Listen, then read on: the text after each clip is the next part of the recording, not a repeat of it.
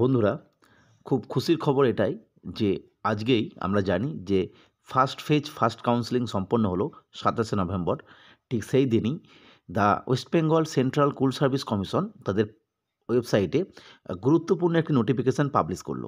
নোটিফিকেশানটা মূলত 10% প্যারা টিচারের যে সিট ছিল সেই বিষয়ে, এবং 10% seats reserve for para teachers, অবশ্যই আপার প্রাইমারি লেভেলের।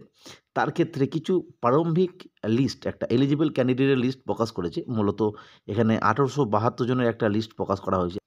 আমরা জানি যে এই বিষয়টা নিয়ে দীর্ঘদিন ধরে বিভিন্ন কেস চলছে। বর্তমান সময়েও কিছু কেস পেন্ডিং আছে। আমরা জানি সিট আপডেটের কেস, এজ রিলেটেড কেস, এই সমস্ত বিভিন্ন ক্ষেত্রে কেস চলছিল। সেই বিষয়ের উপর নির্ভর করে কিন্তু গুরুত্বপূর্ণ নোটিফিকেশনটা আমরা পেয়ে গেছি। আমরা যদি ডিটেইলস নোটিফিকেশনটা দেখি তাহলে দেখতে পাবো খুব গুরুত্বপূর্ণভাবে যেটা দেওয়া আছে সেটা হচ্ছে, it be noted that inclusion in the above list does not guarantee inclusion in the personality test list. অর্থাৎ এই যে যতজন ক্যান্ডিডেটকে নাম এখানে দেওয়া হয়েছে ১৮৭২, তারা কিন্তু প্রত্যেকেই যে পার্সোনালিটি টেস্টের জন্য এলিজেবল, মানে সেই লিস্টে নাম থাকবে সেটা নয়।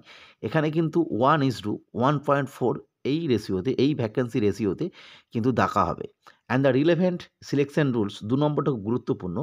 The calculation of age limit will be subject to the final outcome of in 23334 অফ 2022, অর্থাৎ যে কেসটার কথা আমি বলছিলাম এক্ষুনি, এজ রিলেটেড কেস, এই বিষয়ের ওপর কিন্তু ফাইনাল যে জাজমেন্ট, ফাইনাল আউটকাম, তার উপরে কিন্তু যে ফাইনাল এজ লিমিট তা নির্ভর করবে। এছাড়া আমি একটু আগেই বলেছিলাম সিট ভ্যাকেন্সির ব্যাপার ছিল, ভ্যাকেন্সি আপডেটের কেস। ৩ নম্বর যেটা বলা হয়েছে, all relevant documents will be verified or checked once again at the time of personality test or even there after to the stage of counseling, wherein also a candidate can be considered ineligible।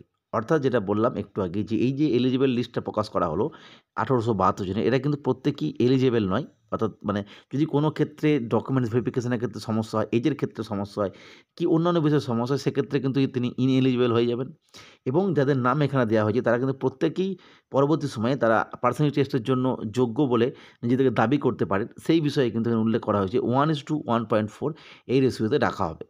Therefore the attached list should not be considered as the final list of eligible candidates under any circumstances, যেটা আমি একটু আগেই বললাম। অর্থাৎ এটাই কিন্তু final list নয়।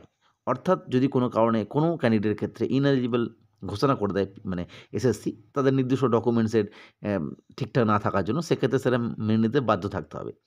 ইট may be informed that commencement of personality test is subject to the leave of the Honorable Court of 26396 of 2024 and others matters। যেটা আমি একটু বললাম যে এই যে বিষয়টা মানে প্যারাটিচারদের যে ব্যাপারটা, সেখানে বিভিন্ন ধরনের কেস চলছিল বা কিছু চলছে। সেই জায়গা থেকে এই কেসের ওপর কিন্তু পরবর্তী যে পার্সোনালিটি টেস্ট সেটা কিন্তু নির্ভর করবে।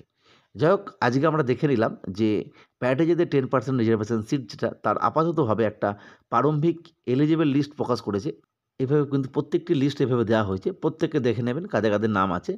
যাই হোক, আজকে আমরা এই পুরো বিষয়টা আলোচনা করলাম। পরবর্তী আপডেট বা তথ্যের জন্য চ্যানেলটিকে সাবস্ক্রাইব করে রেখো। আজকের ভিডিও দেখার জন্য প্রত্যেককে অসংখ্য ধন্যবাদ।